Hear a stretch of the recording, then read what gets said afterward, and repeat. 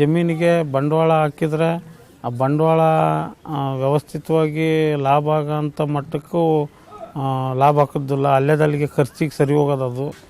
ಈಗ ಸರಳ ವಾಸ್ತು ನಾನು ನಿರ್ಮಾಣ ಮಾಡ್ಕೊಂಡ್ಮೇಲೆ ನಮ್ಮ ಹೊಲ ಭಾಳ ಉತ್ತಮ ಸ್ಥಿತಿಯಾಗ ಬೆಳಿತೈತಿ. ನನಗೆ ಕೈ ತುಂಬ ಅದ್ರಾಗ ಲಾಭದ ಅಂಶ ಕೈ ಸಿಗ್ತಾಯಿತಿ. ಅದರಿಂದ ಎಲ್ಲ ರೀತಿಯಿಂದ ನನಗೆ ಅನುಕೂಲ ಆಗೈತಿ. ಮತ್ತು ಯಾವುದೇ ಕೆಲಸ ಮಾಡಲಿ ನನಗೆ ಲಾಭ ಆಕತಿ. ನಾವು ಮೊದಲೇ ಒಂದು ಸೈಕಲ್ ತಗೋಣ ಅಂತ ಪರಿಸ್ಥಿತಿನೂ ನಮಗೆ ಚಲೋದೊಂದು ಸೈಕಲ್ ತಗೋಳಕ್ಕೂ ಆಗ್ತಾ ಇರಲಿಲ್ಲ.